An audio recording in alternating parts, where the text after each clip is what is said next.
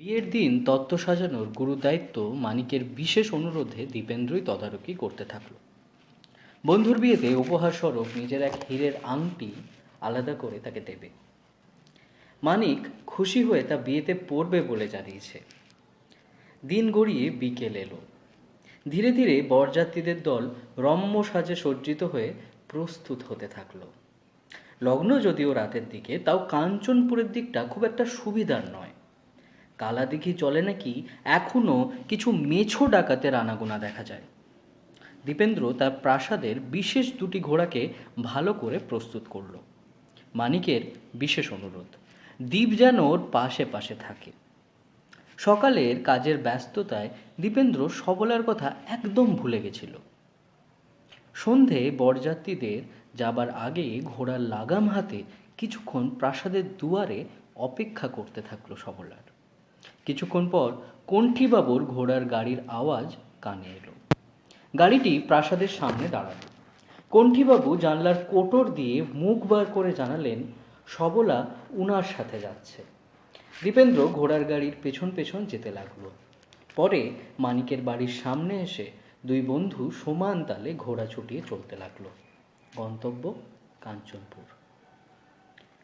নির্বিঘ্নেই বরযাত্রীদের দল কাঞ্চনপুর পৌঁছে গেল।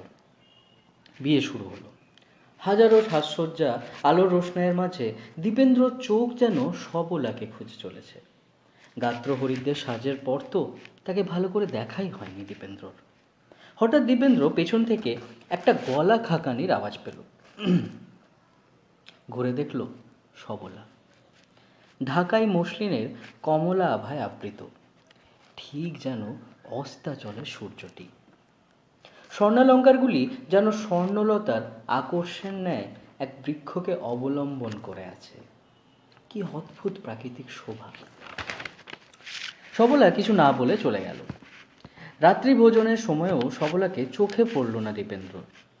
খাবার শেষে যে যার শয়ন কক্ষের উদ্দেশ্যে প্রস্থান করল। যদিও শয়ন কক্ষের করুণ দশা দেখে দীপেন্দ্র শয়ন বিমুখী হল।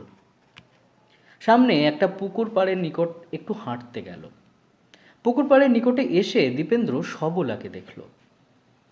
এত রাত্রে এখানে? সবলা জবাব দিল, ঘুম আসছিল না, একটু খোলা বাতাস নিতে এলাম। আপনি? দীপেন্দ্র একই কথা জানালো। সবলা কিছুক্ষণ পুকুরের গাঢ় অন্ধকারের দিকে দৃষ্টি নিক্ষেপ করে বলল, ত্বাং জানিতঃ পরিমিত কথং জীবিতং মে দ্বিতীয়ং দরিভূতে মহিষাচারে। শ্লোকটি পূরণ করু দেখি। দীপেন্দ্র একটু অপ্রস্তুত হলো। কিয়ৎ পরে বলল, গাঢ় কণ্ঠং গুরুষো দিবসেষু গচ্ছৎসু বালং। সবলা সাধুবাদ জানালো।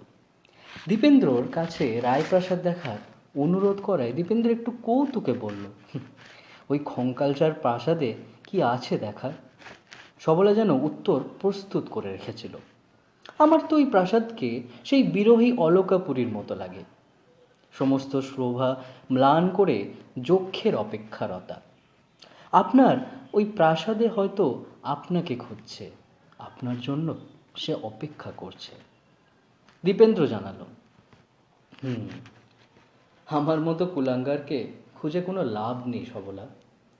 সবলা চকিত বেগে দীপেন্দ্রর মুখে হাত রেখে বলল, দোহাই, কেন এমন বলছেন? গত 2 রাত আমার ভালো করে ঘুম হয়নি। আমার মধ্যে এক দ্বিধা চলছে। বাবা আপনার এত গুণগান করে, গাত্রহরিদ্রের দিন আপনাকে সামনে থেকে দেখলাম। আপনি নারীদের সম্মান করেন, গ্রামকে ভালোবাসেন, কিন্তু তাও কেন সমাজ আপনাকে ছিছি করে? সত্যি করে বলবেন, আপনি কে দীপেন্দ্রবাবু?